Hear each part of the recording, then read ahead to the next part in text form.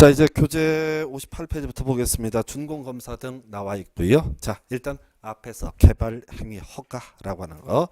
자, 허가상, 그 다음에 허용상, 그 다음에 통지상 분류했고요. 허가상이라는 전제하에서 자, 이제 허가를 받았습니다. 그럼 이제 소위 준공검사라고 하는 것이 문제가 되게 됩니다. 그래서 자, 개발행위 범주를 보셔야 돼. 자, 건축물의 건축이라는 게 하나의 개발행위가 될 것이고요. 그 다음에 공작물의 설치라고 하는 것도 개발 행위가 되게 됩니다. 그 다음에 토지 형질 변경도 개발 행위가 되게 될 것이고요. 토지 형질 변경. 그 다음에 토석 채취도 어떻다? 개발 행위가 될 것이고, 토지 분할이라고 하는 것도 개발 행위. 그리고 물건을 쌓아놓는 행위. 이런 행위가 이제 개발 행위로 보게 되는데, 자, 거기 보니까 준공검 상목에 4개가 있어요. 건축물 건축, 공작물 설치, 토지 형질 변경, 토석 채취까지. 예, 그런데 준공검사 받지 않아도 되는 게 하나 있죠. 그래서 결과적으로 꼭 기억하실 게 뭐가 돼요? 토지 분할이라고 하는 것은 준공검사를 요하지 않는다. 왜요? 이건 공무원이다. 공무원이 내 땅 2개를 쪼개주세요 라고 신청만 하는 것이지 실제로 토지를 분할하는 건 누가 해요? 공무원이 한다고요. 그러면 땅을 제대로 쪼갰나 안 쪼갰나 누가 검사해? 공무원이. 자기가 자기를 검사할 일이 없겠죠. 그래서 나머지는 기본적인 구조가 물리적 구조의 변화 등이 발생한다고요. 그래서 건축물의 건축, 공작물 설치, 토지 형질 변경, 토석 채취, 토석 채취까지는 준공 검사를 받아야 되고요. 대신 토지 분할은 어떻다? 준공 검사를 요하지 않는다. 이런 얘기가 되게 될 것이고, 그래서 이 시험 지문 구성하는 거 보게 되면 이렇게 내요. 2가지를 갖고 냅니다. 그 중에 하나가 토석 채취하고요. 그 중에 하나가 토지 분할. 요것만 갖고 내요. 왜? 건축물의 건축 낼 수 있어요? 없어요? 못 내요. 길다고 그랬잖아요. 건축법 제2조, 제1항, 제2호 규정에 따른 건축물의 건축 이렇게 써야 된다고. 못 내. 자, 공작물 설치도 인공을 가해서 시설물 설치 괄호 열고 건축법 제2조, 1항, 제2호 규정에 따른 건축물 제외 이걸 다 써야 되기 때문에 시험 문제 구성을 못 하는 거예요. 그래서 시험에 나오는 것은 결국은 토지 분할은 어떻게 해라? 토석 채취, 토지 형질 변경, 토석 채취, 특히 토석 채취가 짧아서 토석 채취는 준공 검사를 받아야 한다. 그러나 토지 분할은 준공 검사를 요하지 않는다. 이 정도로 기억을 하시고요. 그 다음에 이제 준공 검사 결과 문제가 발생했습니다. 그럼 이제 원상 회복 명령 할 수 있겠고요. 그리고 나서 또 문제가 터지게 되면 이제 소위 행정 형벌에서 3년 이하의 징역 3천만 원 이하의 벌금에 처해지게 된다. 해서 우리 공법 영역에서는 벌칙 외울 수 없습니다. 워낙 많기 때문에 양 자체가 비교를 못하기 때문에 그리고 시험에 거의 나오지도 않아요. 그런데 딱 하나 벌칙 기억한다면 바로 개발행위 허가 없이 개발행위를 한 자, 이 사람 3년 이하 징역 3천만 원 이하의 벌금. 요거 하나만 기억을 하시면 됩니다. 그래서 그 밑에 관련 문제 가지고 분석을 해드릴게요. 국토기획법상 벌금의 부과 대상으로 규정되어 있지 않은 것은 이렇게 되어 있습니다. 그래서 모르죠, 뭔 소리인지. 근데 그 중에 하나가 뭐가 있다고요? 자, 3번 개발행위 허가 나와 있죠. 그래서 개발행위 허가를 부정한 방법으로 개발행위 허가를 받고 개발행위에 착수하지 아니한 자 나와 있죠. 아직 착수 안 했으면 처벌할 이유가 있어요? 없어요? 없어요. 그래서 얘가 답이 되는 거예요. 근데 이걸 쳐다보면 안 되고요. 무슨 소리인지 몰라. 시험장 가면 더더욱 안 보여. 아니 부정한 방법으로 허가를 받으면 빨리 삽질을 해야지. 왜 또 안 해서 처벌을 안 받아. 논리적으로 말이 안 된다고. 그래서 답은 뭐라고요? 개발행위허가라고요. 무조건 답은 뭐라고요? 개발행위허가. 그래서 다음 중 벌금이 가장 센 것은 개발행위허가 어쩌고저쩌고. 나머지 다 2년 2천이거든요. 최대가. 그래서 무조건 국토기획법 파트에서 혹시 20회 문제 구성이 된 것처럼 이런 벌칙이 나오게 되면 무조건 답은 뭐라고요? 개발행위허가. 요 관련한 부분을 찍으셔야 된다. 요거 이제 찍는 방법 하나밖에 설명드릴 방법이 없습니다. 그래서 그렇게 설명을 드리고요. 그 다음에 이제 허가처분 취소 등 관련해서 청문 사유 확인하도록 하겠습니다. 자, 요것도 이제 좀 오래전에 나왔던 문제 유형이에요. 그래서 요즘에 잘 내지 않는데 이 청문이라고 하는 거, 자, 이렇게 말씀드리죠. 불이익한 처분에 앞서서 당사자의 변명을 듣는 자리를 청문 이렇게 얘기를 하게 됩니다. 그래서 사소한 일에 대해서는 청문을 실시하지 않습니다. 중대한 사안에 대해서 어떻게 해라? 청문을 실시한다. 그래서 그중에 제일 중요한 게 개발행위 허가의 취소라고 하는 거 나와 있죠.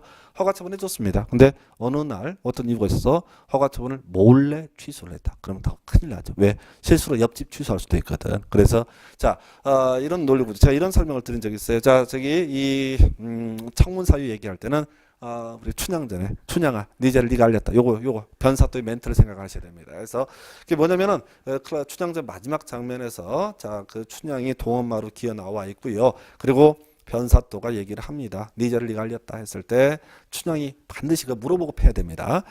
묻지 않고 전연을 매우 쳐라 해서 쳤다가 큰일 나는 수가 있어요. 첫 번째 향단이가 먼저 나와 있는 경우 있습니다.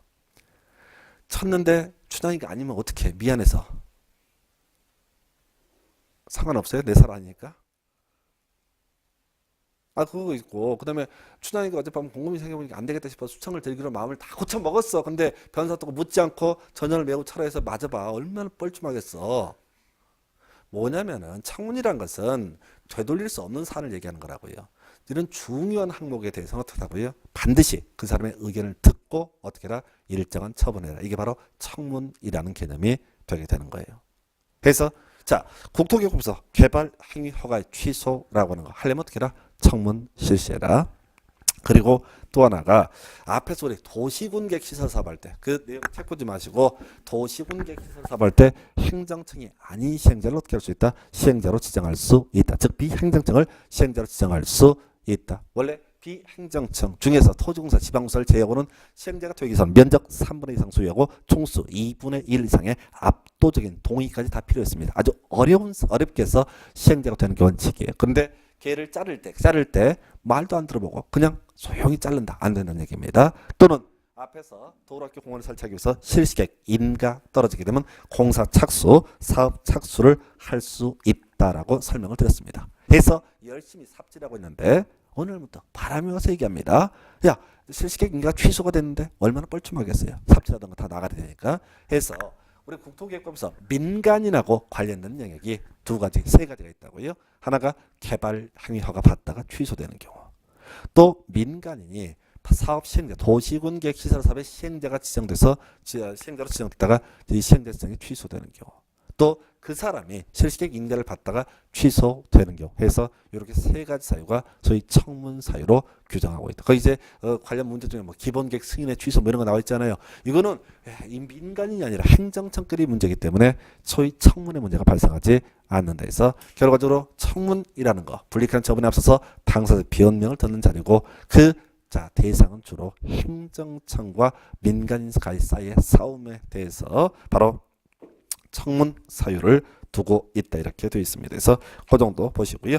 자 이제 넘어가겠습니다. 그래서 지금 개발 행위허가 파트에서 조금 이제 구질구질한 게 이 벌칙하고 청문 사유는 요즘엔 거의 출제가 되고 있지 않은 영역이에요. 그래서 그렇게 보셔야겠고 그 다음에 이제 여러분 교재 이제 그 다음 페이지 나오면 개발 밀도 관리고요. 그리고 그 다음 페이지도 기반 시설 부담 구역이 있습니다. 요거 볼 때는 제일 먼저 지적을 할 것 중에 하나가 이 개발 밀도 관리 구역하고요. 기반 시설 부담 구역. 요거 구역이라는 말을 쓰고 있지만은 용도 구역이 아니다. 이게 중요한 출제 포인트였었죠. 그래서 우리가 앞에서 도심관리계획 용도 구역이라고 해서 개발 제한 구역이 있었고요. 이름이 비슷해요. 시가화 조정구역, 수산자원보호구역, 도시자연공원구역, 그리고 입지 규제 최소 구역까지 5개. 그러나 이 개발 밀도 관리 구역, 기반 시설 부담 구역은 구역이라는 말을 쓰고 있어도 용도 구역이 아니다. 그래서 맨날 다음 중 관리계획 아닌 걸 고르셔야 할 때 개발 밀도 관리 구역을 2번이나 출제해서 답을 뽑았던 바가 있습니다. 그러면 앞으로 기반 시설 부담 이것도 충분히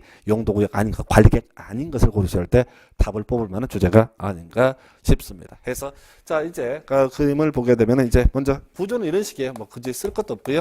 어떤 지역에 대해서 개발 행위가 집중되게 됩니다. 개발 행위가 집중이 되게 되면 이때 이제 발생할 수 있는 경우의 수가 뭐냐면 이 기반 시설의 부족 문제가 발생할 수 있습니다. 뭔 소리야? 건물을 많이 짓다 보게 되면 상대적으로 이때 도로, 학교, 공원이 좁아지게 된 문제. 그래서 경우의 수를 따져 묻습니다. 그 중에 하나가 부족하고요. 아예 설치가 곤란한 지역이 있을 수가 있다.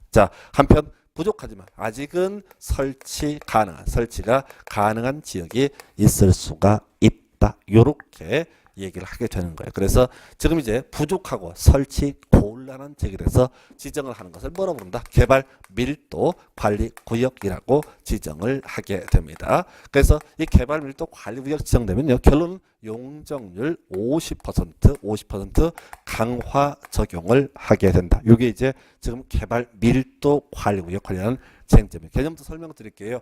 자, 어떤 지역이요? 개발 행위, 그러니까 난개발에 집중이 돼서 기반 시설이 부족해지고, 그리고 이제 도로, 학교, 공원을 넓힐 만한 그런 공간, 예유 공간도 없을 정도로 토의 난개발의 전역입니다. 그래서 부족하고 설치 곤란해요. 그래서 이런 지역에 대해서 방착이 되면 동네 개판되니까 더 이상 건물을 못 짓게 막아야 돼요. 근데 건물을 못 짓게 확 틀어 막아버리면 좋을 것 같은데 사유재산권 침해 문제가 있기 때문에 아예 막을 수는 없어요. 그래서 자, 기존에 6층 지을 만한 토지 3층까지만 지어라 라는 식으로 용적률 50% 적용하게 되는 이 개념을 뭐라 부른다? 바로 개발 밀도 관리구역. 여기서 외울 거 몇 개 안 돼요. 자, 첫 번째 개발 밀도 관리구역 의해서, 자, 키워드 뭐라고요? 부족하고 설치 곤란. 이게 첫 번째 항목이에요. 외울 게.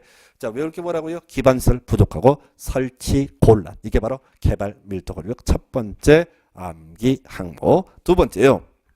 거의 지정 기준은 간단하니까 이제 이건 암기 항목까지는 아니죠. 기준은 다 누가 정한다? 국토교통부 장관. 이제 묶어가야겠고, 이제 대상 지역이라고 하는 거 나와 있죠. 해서 지금요, 기반 시설이 부족하고 설치가 곤란하다. 이게 첫 번째 항목이었는데 이제 좀 살 붙여가는 거야. 도대체 기반 시설이 뭐냐라고 하는 것. 해서 앞으로 이제 기반 시설 얘기 여러 번 하게 될지도 모르겠는데, 항상 기반 시설의 대표값은요, 도로와 상하수도부터 얘기가 시작이 됩니다. 도로와 상하수도가 기반 시설의 가장 대표값이야. 그래서 지금 개발도 관리구역 어떤 지역? 기반 시설이 부족하고 설치가 곤란한 지역. 이렇게 정의했었죠. 그러면 기반 시설이 뭐냐 했을 때 도로, 상하수도, 그리고 거기서 추가해서 학교 이렇게 가는 거죠. 도로, 상하수도 학교 2년 20% 해서 거기 이제 대상 지역에서 주상공 지역에서 어쩌고 저쩌고 해놓고 박스 해갖고, 자, 도로 두 번 나와 있어요. 도로 두 번 나와 있고요. 상하수도 나와 있죠. 그리고 학교 2년 20%. 숫자는 그렇게 중요치 않아요. 요즘에는 숫자 갖고 장난치지 않습니다. 기본적으로. 자, 도로 상하수 학교 2년 20%. 마지막 결론은 뭐라고요? 용적률 50% 강화 적용. 지정의 효과 용적률 50% 강화 적용. 이걸로 끝이에요. 자, 개발 밀도 관리 구역은 지문 자체가 별로 없어요. 그냥 기반시설 부족하고 설치 곤란. 두 번째 좀 더 구체적으로 도로 상하수도 학교 2년 20%. 그리고 세 번째 용적률 50% 강화 적용. 이게 줄줄줄 나와야 돼요. 근데 매번 까다로워요. 왜? 이 개발 밀도 관리 구역하고는요, 얘는 뭐 건표를 50% 강화 적용 이렇게 유치하게 내는 게 아니라 이제 외웠던 걸 계속 헷갈리게 만듭니다. 바로 기반 시설 부담 구역하고 개발 밀도 관리 구역 무조건 섞어서 내요. 그러니까 알면서 당하는 거야, 미쳐버리는 거야 해서 미리 외울 게 뭐라고요? 기반시설 부족 설치 곤란, 도로 상하수도 학교 2년 20%, 용적률 50% 강화 적용. 여기까지를 줄줄줄 그냥 거의 몇 초도 안 걸리잖아요. 이걸 외워두고 나서 그 다음 얘기를 검토를 해봐야 되는 거예요. 그래서 이제 기반 시설 부담 구역 가볼까요? 첫 번째 의해서 기반 시설 부담 구역이란 개발 밀도 관리 구역 5회 지역 이란 표현 나와 있죠. 여기서 두 가지. 옳게 구성하고 싶으면 기반 시설 부담 구역 개발 밀도 관리 구역 왜 지역에 대해서 지정한다. 27회 답이 됐던 주제고요. 틀리게 구성하고 싶으면은 이걸 개발 밀도 관리 구역과 기반 시설 부담 구역 중복하여 지정할 수 있다라고 해서 틀리게 뽑는 거예요. 자, 지금 가볼까요? 지금 아까 기반 시설이 부족하고 설치 곤란. 부족하고 설치 곤란은 어떻다? 개발 밀도 관리 구역. 근데 기반 시설 부담 구역이라고 하는 것은 자, 뭐야? 개발 밀도 관리 구역 외 지역. 그러니까 해석을 한다면 기반시설이 현재 부족하긴 한데 아직은 여유 개발 공간이 남아있는 토지, 즉 설치가 가능한 지역 등을 대상으로 지정하는 게 뭐가 된다? 기반시설 부담구예요. 그래서 얘는 결론이 뭐냐면은 자, 마지막 종국적으로 돈 뜯어낸 땅이야. 해서 허가해줄 때 맨입으로 허가를 해주는 게 아니라 삥을 뜯는 동네가 뭐가 된다? 기반시설 부담구예요.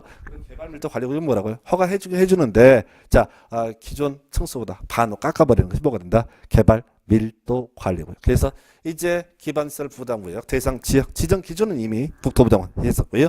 자, 그 지정 대상 지역을 외우셔야 돼. 어떻게? 완화 개발 행위 허가 건수 인구 증가율 이렇게 외우는 거야. 완화 그 다음에 개발 행위 허가 건수 인구 증가 이렇게 외우셔야 된다고. 의미 새기면 죽어요. 큰일 나요. 해서 지금 요건 바로 앞에서 비교해야지. 부족하고 설치곤란 도로 상황 석교 2년 20%라고 완화 개발 행위 건수 인구 증가율 키워드만 잡으시면 돼. 절대 유착의 숫자 바꿔치기 하지 않아요. 지난번에 나왔던 문제 중에 이런 게 있었어요. 다음 중 기반 시설 부담 구역 지정 대상 지역 틀린 건 이걸 그대로 다 깔아버려요. 하나 둘 셋 넷. 그리고 중간에 3번에다 뭘 넣냐면 기반 시설이 부족하고 설치가 곤란한 지역 이런 식으로 던져준다고. 그러면 이제 어설프게 미리 개발 밀도 관리 구역과 기반 시설 부담 구역을 비교해서 출제한 사실을 미리 알고 들어가지 않게 되면 다 맞아. 도대체 틀린 말이 하나도 없어. 그래서 문제하고 지문을 매칭을 못 시키는 거지.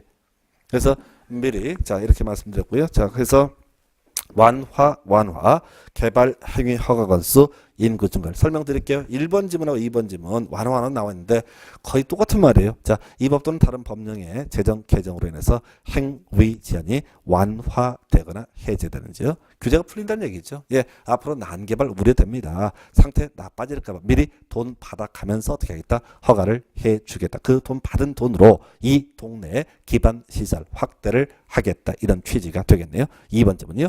자, 이 법 또는 다른 법령에 따라 지정된 용도 지역 등이 변경되거나 해제됨으로써 행위자니 완화되는 점. 1번하고 2번 차이 아시겠어요? 그 말이 그 말이지. 똑같은 말이라고요. 그 거의 똑같은 말을 가지고 의미를 새기지 마시라고. 규제가 완화되는 지역에 대해서 뭐를 기반 시설 부담 구역 지정하고 그래서 삥 뜯어서 그 돈으로 기반 시설의 설치 등을 하겠다라는 의미예요. 그래서 외울 게 뭐라고요? 완화.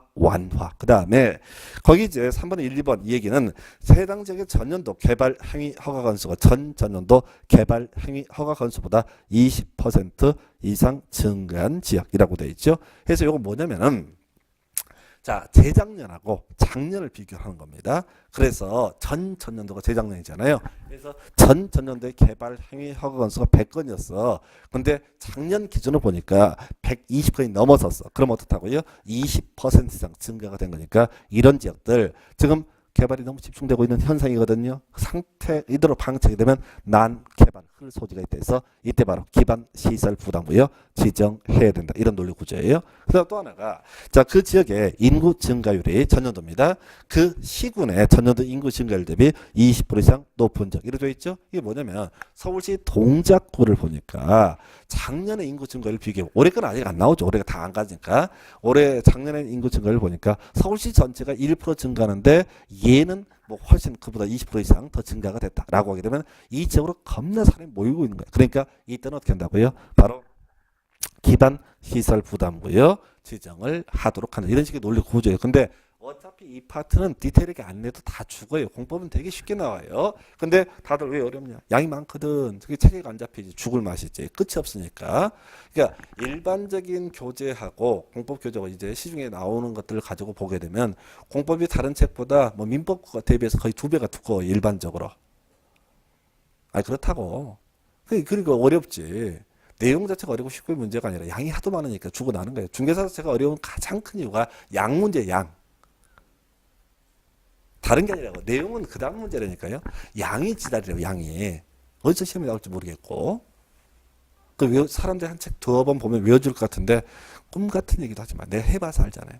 한 책을 5번, 7번? 뭐 이 정도 보냐. 저는 이제 생짜로 공부하니까. 저한테 강의도 안 보거든요. 처음 공부할 때, 다른 과목 공부할 때도 강의를 절대 안 봐요. 강의 보면 이제 사기치는 거에 당하는 거거든. 저는 직업이 그러니까 따라가면 안 되거든요. 하여튼 뭐 그렇다 치고 뭔 얘기하다가 책을 한 6회독, 7회독 정도 하니까 그때 대충 보여요. 생짜로. 개무식하게 덤벼서 그냥. 그러니까 여러분 그 강의라도 들으니까 좀 낫지. 근데 항상 기억하실 게 이 강의는 잘못하면 마약이에요. 마약. 들을 때는 알 것 같고 돌았으면 모르고. 될 것 같은데 한 두세 문제로 안 되네. 내년에 또 한번 해보고 또 내년에 하고. 이렇게 간다고요. 나는 특별한 사람. 뭐 있어요, 특별한 사람이. 그러니까 제가 통계적으로 보게 되면은 한 해 차에 바로 합격하시는 분을 오프라인 학원에서 전에 학원 좀 규모가 큰 데서 이제 봐요. 몇 프로나 되는지. 5%? 안 돼요, 5%. 3%, 5% 이밖에 안 돼요. 오늘 기분이 또 안 좋아지네. 괜한 얘기했나 보다. 그걸 아시라고. 근데 그분들이 이제 그 붙는 분들의 특징은 단순하게 해요. 저희가 하지 말라면 안 하고 하라고만 하고 이런 식으로 그 양반이 또래라서 그런 게 아니라 다 경험이 있겠지. 근데 그분들이 취직은 돈 내고 서비스 받는 거죠. 그럼 제가 나보다 좀 낫겠지. 아 이게 전제가 된다고. 그럼 시킨 대로 말 잘 들어. 근데 꼭 생각을 하면 짜증나요. 저 생각해서 하면 얘기 안 해요. 거기 짜증나서. 그러니까 이 과정 다 저도 겪어봤잖아요. 아니 6과목을 했으니까 안다고. 한 과목만은 몰라. 그러니까 책 여러분 보세요. 이런 소리를 하지. 최선을 다하세요. 뭐 최선을 다해 해도 안 되지. 미친데 돌아서면 기억나는 것도 잊어버린 게 훨씬 더 많은 짜증이 나는데요. 근데 그거 참으셔야 돼. 이게 남는 게 별로 없어도요. 한 3순환, 4순환만 되게 되면은 중요한 것들 이 뭐다는 모르는데 아 이건 중요한 거지. 이 정도까지 알아요. 틀리고 맞고가 아니라 그래서 시험은 약간 찍는 거예요. 그게 본질이에요. 근데 사람들이 다 푼다고 생각하고 연습할 때 푸는 것처럼 또 그렇게 하니까 또 안 돼. 그 서울대학교 들어간 애들만 그건 적용이 되는 거야. 일반적인 그 공부 안 돼요. 그래서 하여튼 양을 줄이셔야 돼. 자, 지금 뭔 얘기하다가 여기서 줄이라고 완화, 인구 증가율, 개발, 행위, 허가 건수 이것만 외우시는 거라고. 어떻게? 계속 무식하게 외워줄 것 같죠? 오늘 저녁에 밥 먹다 생각해봐요. 생각 안 나 또. 이게 나올 정도로. 그래서 다시 개발 밀도 관리부터 갑니다. 부족하고 설치 곤란, 도로 상하수학교 2년 20%, 용적률 50% 강화 적용. 기반시설 부담구역, 개발 밀도 관리구역 외 지역으로서. 그래서 종목 지정할 수 없다. 좀 더 구체적으로 완화, 인구 증가율, 개발 행위 허가 건수. 숫자는 다 20%니까 큰 포인트가 되지 않습니다. 그래서 이런 지역에 대해서 기반시설 부담구역 지정합니다. 절대 중요하지 않고요. 거기 4번 기반시설의 설치계획 수립 의무 나와 있죠. 자, 이게 좀 어려운 개념인데요. 우리 앞에서 이런 얘기 했습니다. 지구 단위 계획을 수립하기 위해서 먼저 지정을 해야 되는 게 뭐라고요? 지구 단위 계획 구역이라고 해서 영역을 먼저 설정을 해야 됩니다. 그리고 이 토지에서 어떻게 건폐를 용적률 할 것인가 라고 하는 게 뭐 있어요? 지구 단위 계획이라는 개념이었어요. 그래서 어떤 토지가 지구 단위 계획 구역으로 지정이 되어 있습니다. 그러면 이런 지역은 어떤 지역이라고요? 몰라요. 지구 단위 계획 구역 지정됐다고 해서 규제가 바뀌는 거 아무것도 없어요. 알맹이인 지구 단위 계획이 수립이 돼야지 규제의 변화가 있는 거예요. 단순하게 지구 단위 계획 구역이 지정되어 있는 상태에서는 법적인 효과가 없다니까요. 그냥 용도 지역에 따라 행위자는 규제 적용하면 되는 거예요. 나중에 혹시 무엇이 지구 단위 계획이 수립이 되면 어떻다? 보통 건폐율, 용적률, 용도제한, 높이제한, 주차장 설치 기준 등의 완화 문제가 발생한다고요. 그래서 지구 단위 계획 구역이라는 개념은 그렇습니다. 앞으로 규제 완화가 예상되는 점 이런 뉘앙스예요. 다시 돌아와서 지금 기반시설 부담구역 얘기를 하면서 뭔 얘기를 하고 있냐면 1년 내 자 글자도 크네요. 자 1년 이내 기반 시설 자 다시 이렇게 해야겠다. 기반시설 부담구역이 지정되면은 자 결국은 이게 어떻게 된다? 돈 낸다. 이게 핵심이었었고 여기 이제 전제 조건으로서 기반시설 설치 계획이라고 하는 것이 몇 년 내? 1년 내 수립이 돼야 된다. 이런 얘기예요. 그래서 자 어떤 지역이 기반시설 부담구역이 지정이 됐습니다. 돈 내요 안 내요? 오늘 지정돼서 돈 내요 안 내요? 안 낸다고 확률했어요. 설치 계획이 1년 내 수립이 됐다라는 전제가 쌓여야만이 어떻다? 돈을 삥을 뜯게 된다. 이런 논리 구조예요. 그래서 아까 우리 지구 단위 계획 구역은요. 앞으로 규제 완화가 예상되는 점 이런 뉘앙스를 가지고 있고 이에 비해서 기반 시설 부담 구역은 앞으로 규제 강화가 예상되는 점 이런 뉘앙스를 가지고 있습니다. 그래서 요렇게 지금 이제 한번 시험 지금 숫자 틀리게 나왔었는데 답은 아니었었는데 기반시설 설치 계획, 기반시설 부담 구역 지정 고시로부터 1년 내에 수립 고시되어야 하고 그러하지 아니할 경우 1년이 되는 날에 다음 날 지정이 해제된 것으로 본다라고 나와 있죠. 요거 하나. 자 넘어가세요. 자 이제 기반시설 부담구역 지정됐고 설치 계획도 수립이 됐다라는 전제 하에서 자 그러면 이제 기반시설 설치병 부과 대상에서 200을 초과하는 신증축 이렇게 끊어갈 텐데 여기서는 이제 200 초과하는 신증축은 큰 쟁점은 안 되고 논리구조가 그런 식이에요. 기반시설 부담구역 지정됐습니다. 설치계획 수립됐습니다. 자 그러면 이제 어떤 사람한테 돈을 받느냐 해서 200제곱미터를 초과하는 신축, 증축 행위를 하는 자한테 돈을 받게 돼 있다고요. 근데 이거 너무 짜증나는 건데 기반 시설 유발 개수 나와 있죠. 이게 최근 5년간 두 문제 구성이 됐어요. 숫자 물어보는 거예요. 그래서 이게 다 외우긴 힘들어요. 순서를 아셔야 돼. 내가 순서 그중에서 제일 돈 많이 내는 게 뭐라고요? 위락시설. 그 다음에 이종근생 나와 있죠. 그죠? 그 다음에 일종근생 나와 있고요. 숙박, 의료, 단독까지 이렇게 갑시다. 의료, 단독까지 밑줄을 쳐서 자 지금 위, 이, 일, 숙, 의, 단 이 정도로 해서 다 외울 수는 없는데 한 6개만 순서를 기억해 두시면 요거는 이제 순서만 알아도 문제를 맞출 수 있게 구성을 해줍니다. 그래서 자 뭐고 자 위락시설 이종근생 일종근생 숙의단에서 위, 이, 일, 숙의단 이 정도로 뭐 두 문제 따서 한번 외우는 방법 한번 생각해 보세요. 요 정도 한 6개 정도 대표값만 기억을 해서 했으면 좋겠습니다. 그래서 기반설 유발 개수라는 개념 확인해 드렸고요. 그래서 이 문제가 제가 보기에는 제일 애매하고 전 같았으면 재작년까지만 해도 하지 말라고 그러는데 이제 토지거래 허가제가 빠지면서 자 우리 국토교육부에서 토지거래 과제가 공인중개사법 영역으로 옮겨가게 되면서 이게 원래 12문제 나오다가 문제 개수가 이제 토지거래 허가제 때문에 늘어나게 된단 말이야 상대적으로. 그래서 다시 힘들어도 위, 이, 일, 숙, 의, 단 이 정도로 몇 개 확인해 봤습니다. 자, 그 정도. 자, 그럼 정리합니다. 기반설 부담구역 지정됐습니다. 자, 개발 밀도 관리구역 외 지역이었었고요. 완화, 인구 증가율, 개발 행위 허가 건수 뭐 이런 것들이 문제가 됐었고요. 해서 설치계획 1년에 수립됐습니다. 그러면 200을 초과하는 신증축 행위를 하는 자 설치 비용을 납부할 의무가 있습니다. 순서는요. 위, 이, 일, 숙, 의, 단 뭐 이런 순서에 따라서 유발 개수가 크다는 얘기는 돈을 더 많이 뜯어내겠다 이런 취지로 볼 수가 있습니다. 그리고 나서요. 자 납부 의무자 별 쟁점 안 되고요. 읽어보시고 자 시험 문제 2번을 연속 답을 보는 게 물납이에요. 물납. 자 기반 시설 설치 비용은요. 현금 납부를 원칙으로 하되 자 부과 대상 토지 비슷한 토지로는 납부 즉 물납을 인정할 수 있다라고 돼 있죠. 이게 이제 한번 답이 됐어. 몇 회 때? 25회 때인가요? 23회 때. 자, 글씨 23회 때인가 하여튼 답이 됐어. 그 옆에 25회 때 답이 됐고 옆에 24회 때 제일 하단부 박스 지문을 가볼까요? 그 교재 제일 하단부에 기반시설 설치 비용은 현금 납부하여야 하며 부과 대상 토지 및 이와 비슷한 토지로 납부할 수 없다라고 뽑았죠.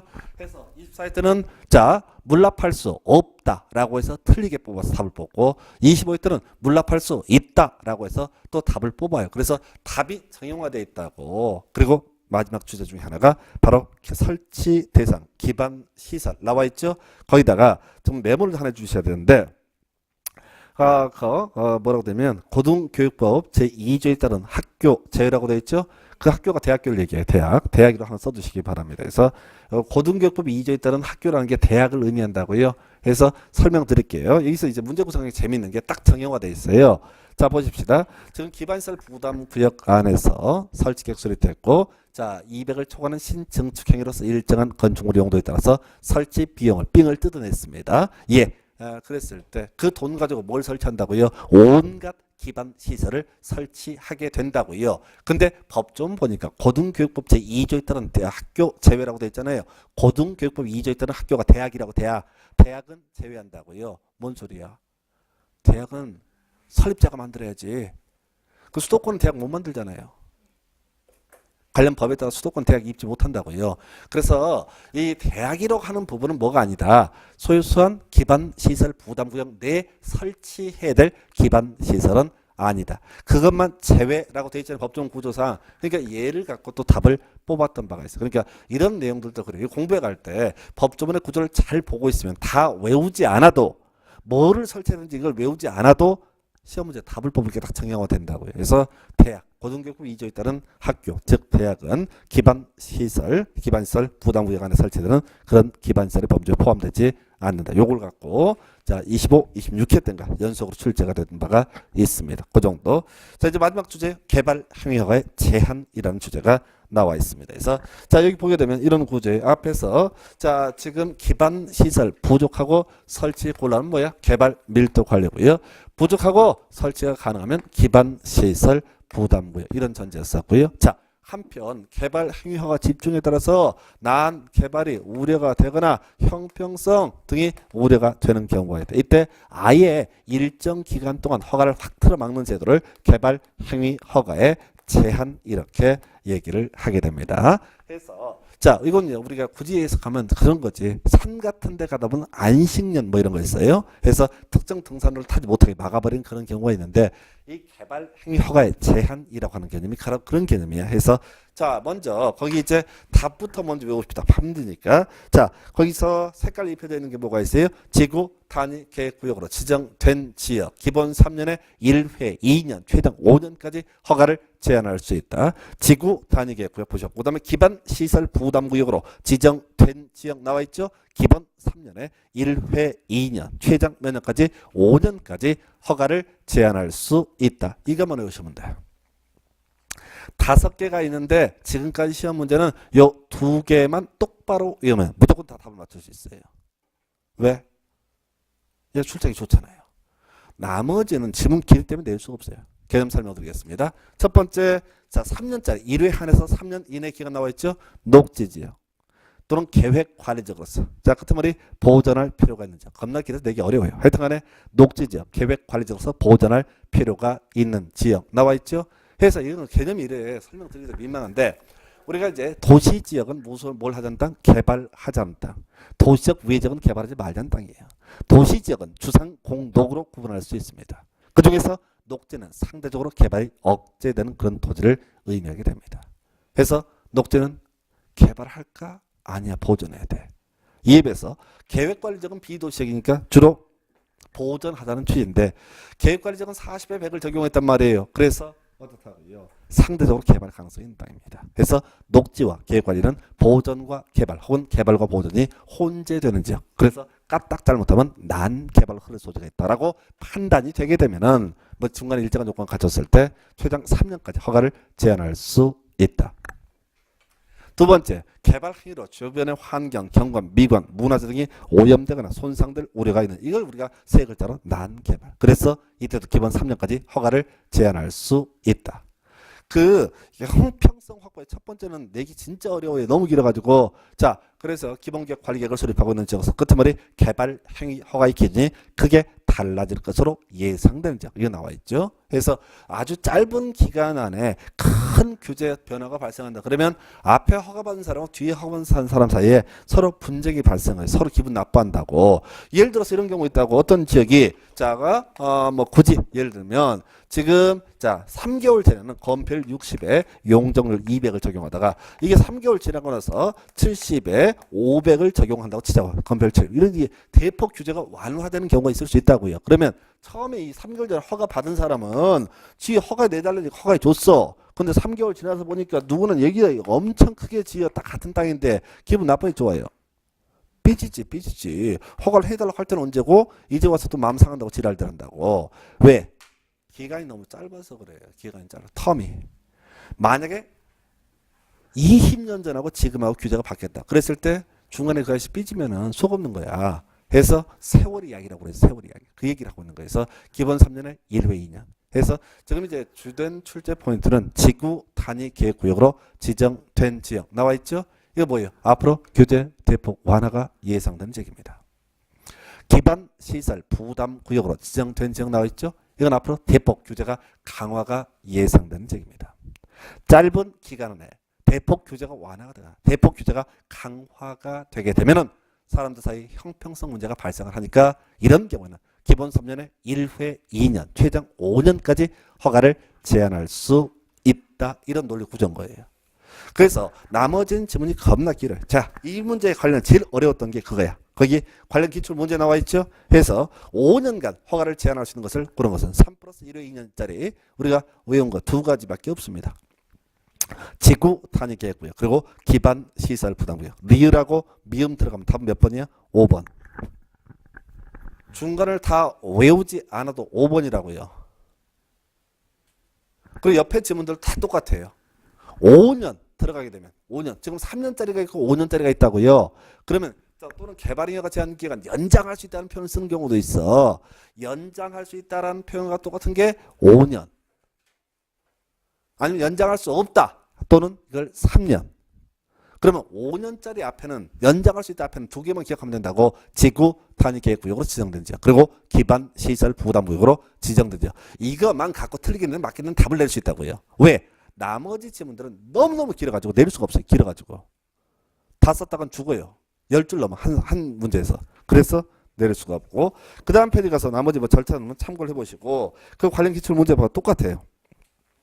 국토계획법에 따른 개발인과 제한 옳은 것을 고르시오. 1번 모르겠지. 공부를 안 했는데. 2번 더 모르겠네. 3번 제한기간을 연장하는 경우 2회 한해서 3년 이내 아니죠. 1회 2년. 그 토탈 5년이 되는 거죠. 그다 치고 4번 지구단위 계획구역으로 지정된 지역은 제한기간의 연장이 가능하다. 이거 하나 아시는 거예요. 사실은. 지구단위 계획구역 기반시설 부담구역은 기본 3년에 1회 2년. 최장 5년 또는 연장이 가능하다. 해서 나머지 지문들이 얼마나 어렵냐면 각종 절차를 막 끌고 들어온 거예요. 그걸 다 흘리게 구성한 토시를 바꿔치기 해서. 그래서 공부를 할 때 어떻게 한다고요? 그게 왜 틀린지를 찾아보면 죽어요. 왜? 문제를 낸 놈도 모를 텐데. 그때 책 법조문 펴놓고 나서만 낸다고요. 토시를 다 바꿔치기 한다고. 그러면 제가 제시하는 것처럼 지구 단위 계획구역으로 지정된 지역 기본 3년에 1회 2년 최장 5년. 기반 시설 부담구역으로 지정된 지역 기본 3년에 1회 2년 최장 5년. 이것만 주구장창 외우게 되면 소위 지구단위 계획구역이 아니면 기반 시설 부담구역이 아니면 다른 것들은 기본 3년에 연장할 수 없다. 이렇게만 외우시게 되면 모든 문제를 풀 수 있다고요.